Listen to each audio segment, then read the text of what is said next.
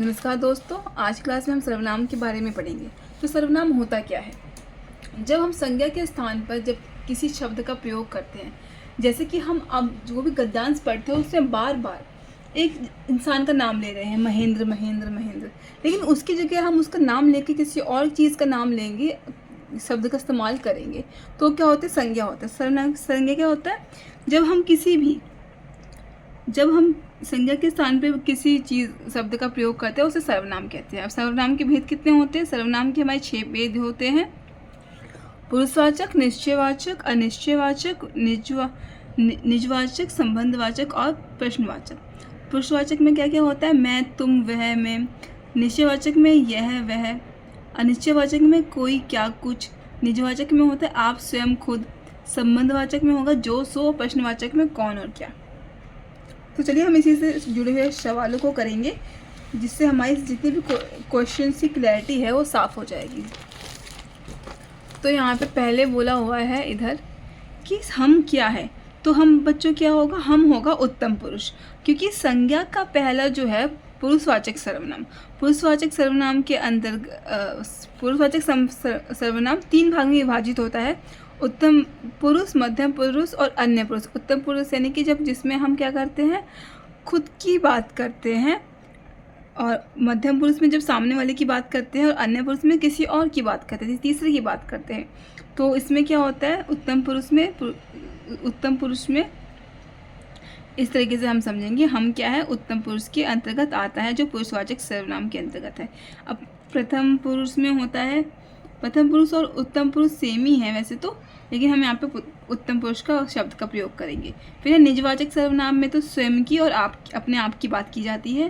और संबंधवाचक में जब हम किसी वाक्य में संबंध बताते हैं, जैसे कि जो भी कार्य होगा उसका संबंध बताएंगे, तो होगा संबंधवाचक। अब सर्वनाम के भेद देख लेते हैं। सर्वनाम के कितने भेद होते हैं? सर्वनाम के हमारे 6 भेद होते हैं: पुरुषवाचक, निश्चयवाचक, अनिश्चयवाचक, प्रश्नवाचक, संबंधवाचक। अब यहाँ पे 5 होते हैं संज्ञा के, 4 होते हैं विशेषण के, जो हम आगे पढ़ेंगे। हम थोड़े बहुत पढ़ भी चुके हैं और आगे भी पढ़ेंगे। प्रश्न नंबर 3 में बोला गया है कि यह कौन सा सर्वनाम है। पूछा गया कि सर्वनाम, यह जो शब्द है ये कौन सा सर्वनाम है। ऑप्शन है पुरुषवाचक, निजवाचक, संबंधवाचक और निश्चयवाचक। अब यह जो होता है वो निश्चयवाचक होता है, क्योंकि यह वही आदमी है, यानी कि आप निश्चित रूप से बात करते हो कि जो हम बात कर रहे हैं वो सही है। पुरुषवाचक में आपके 3 रूप विभाजित किए गए थे। निजवाचक में स्वयं और आपकी बात की जाती है। और प्रश्न नंबर 4 में बोला है कि तू, आप और आप, तू, तुम, आप आदि हिंदी के जो पुरुषवाचक, कौन से पुरुषवाचक है? तो पुरुषवाचक के अंतर्गत हम 3 भाग की बात करते हैं: उत्तम, मध्यम और अन्य। उत्तम के अंदर हम किसकी बात करते हैं? खुद की बात करते हैं, मैं की बात करते हैं। और मध्यम पुरुष के अंतर्गत क्या बात करते हैं? क्या सामने वाले इंसान की बात करते हैं, जैसे कि तुम, आप।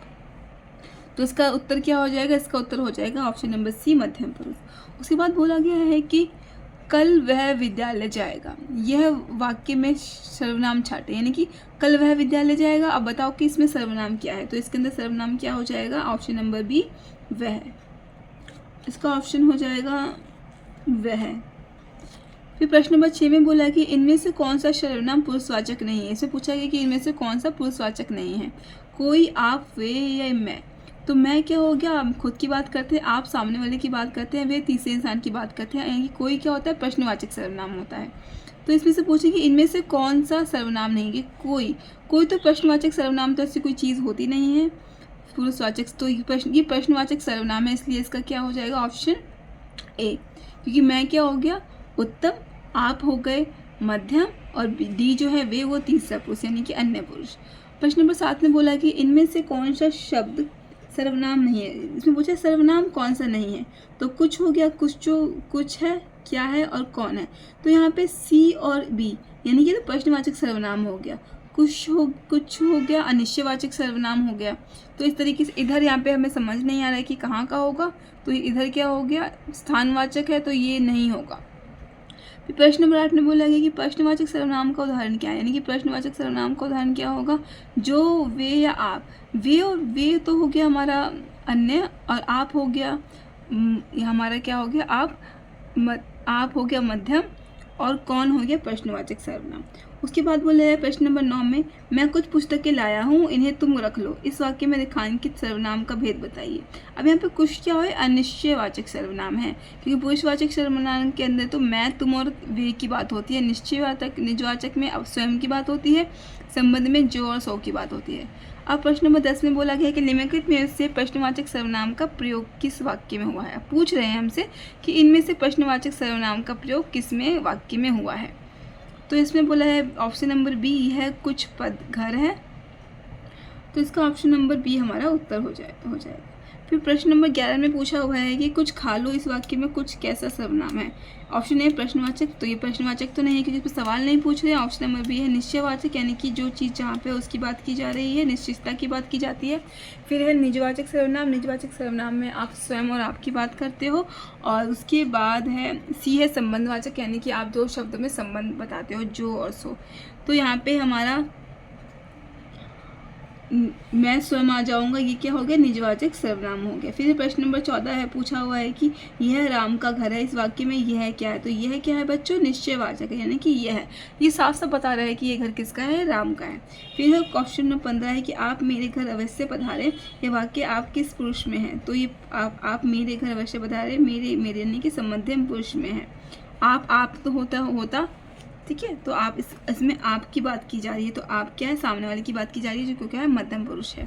प्रश्न नंबर 16 में बोला गया निम्नलिखित में से किस वाक्य में अन्य पुरुष का प्रयोग हुआ है। तो अन्य पुरुष का प्रयोग किस में हुआ है, वे पढ़ रहे हैं, तो अन्य पुरुष का प्रयोग ऑप्शन नंबर सी हो जाएगा। प्रश्न नंबर 17 में बोला गया निम्नलिखित वाक्यों में से किसने उत्तम पुरुष का प्रयोग हुआ है। तो इसका आंसर ऑप्शन नंबर बी हो जाएगा, आज मेरे घर में पूजा है। वाक्य में उत्तम पुरुष का प्रयोग हुआ है, आज मेरे घर में पूजा है, क्योंकि इसमें उत्तम पुरुष का मतलब होता है पहला। तो आज मेरे घर में क्या है, पूजा, यानी किसकी बात करें, अपनी बात की जा रही है। फिर बोला हुआ है कि राजेंद्र बाबू हमारे प्रथम राष्ट्रपति थे, आप वस्तुतः दूसरे होंगे। इस वाक्य में आप क्या है, देखिए आपका सीधी सी बात है, सामने वाले की बात हो रही है, तो ये क्या है, मध्यम पुरुष है। निश्चितता की बात नहीं हो रही, क्योंकि आप निश्चितता का बात होता है, जो बात वहाँ पे चीज़ें हैं वहाँ पे निश्चित बात बताएंगे। उत्तम की बात नहीं हो रही है। फिर प्रश्न नंबर 19 में बोला है कि जो शब्द सभी संज्ञा के बदले उसी स्थान पर प्रयोग किए जाते हैं वो क्या कहते हैं, सर्वनाम कहलाते हैं। संज्ञा तो होता है कि संज्ञा होता है आप किसी व्यक्ति का नाम। विशेषण होता है जब आप बात करते हो किसी भी की विशेषता बताते हो। संज्ञा के 5 भेद होते हैं, सर्वनाम के 6 होते हैं, क्रिया के 2 होते हैं, सकर्मक अकर्मक, और विशेषण के 4 होते हैं। फिर प्रश्न नंबर 20 में बोला निम्नलिखित में से कौन सा शब्द प्रश्नवाचक सर्वनाम है, यानी कि प्रश्नवाचक सर्वनाम की बात की जा रही है, तो ये क्या हो गया, कौन। आप नहीं हो गई, पुरुषवाचक सर्वनाम है, कोई है प्रश्नवाचक, यह है निश्चयवाचक। निम्नलिखित शब्दों में से कौन सा शब्द निश्चयवाचक सर्वनाम है, तो यह है। किसी व्यक्ति या वस्तु के नाम की जगह दूसरे शब्दों का प्रयोग करने हो तो उस शब्दों को क्या कहते हैं, सर्वनाम कहते हैं। निम्नलिखित में से कौन सा पुरुषवाचक सर्वनाम के अंतर्गत रखा जाता है, तो वो क्या है, हम रखा जाता है, क्योंकि हम क्या है, मैं, तुम और हम, यानी कि उत्तम पुरुष है, अपने की बात की जाएगी। यह निश्चितवाचक सर्वनाम है, राम संज्ञा होती है, और कोई नहीं तो प्रश्नवाचक सर्वनाम है। इसमें मैं अपने आप काम कम लूँगा, इस वाक्य में आप शब्द को कौन सा सर्वनाम, मैं अपने आप, ये क्या है, अपने आप निजवाचक सर्वनाम की बात की जा रही है। फिर क्वेश्चन प्रश्न नंबर 26 से बोला निम्नलिखित वाक्यों में से किस वाक्य में सर्वनाम का शुद्ध प्रयोग हुआ है। इसमें बोला जाए कि निम्नलिखित में से कौन से शब्द को सर्वनाम के रूप में प्रयोग किया गया है। मुझे इस बैठक की सूचना नहीं दी गई थी, मैं तेरे को एक घड़ी दूंगा। अशुद्ध, मैं तेरे को एक घड़ी दूंगा कोई वाक्य नहीं है, मैं तुमको एक घड़ी दूंगा, तो ये सही भी होता है, तेरे को नहीं होता कोई भी, तो ये आंसर नंबर डी हो जाएगा। प्रश्न नंबर 26 बोला गया है कि यह भोजन मैं स्वयं कर लूंगा, लेखांकित शब्द में से कौन सा सर्वनाम है। मैं स्वयं कर लूंगा किसकी बात है, निजवाचक सर्वनाम की बात है, संबंध नहीं है जो कोई भी। पुरुषवाचक में आपको पता ही है उत्तम, मध्यम, अन्य। निश्चय में पता ही है कि निश्चितता की बात की जाती है। आप चले जाए रेखांकित शब्दों में से किसका सर्वनाम है, मध्यम पुरुषवाचक सर्वनाम। फिर है 28 में तुमको कौन सा कमरा पसंद आया, यह वाक्य किस सर्वनाम का उदाहरण है। तुमको कौन सा प्रश्न, इसका ये है प्रश्नवाचक सर्वनाम। तो ये थे सर्वनाम के कुछ मुख्य प्रश्न और उसकी व्याख्याएं। इसके अगली क्लास में मैं आपको और विषयों के बारे में पढ़ाऊंगी। धन्यवाद।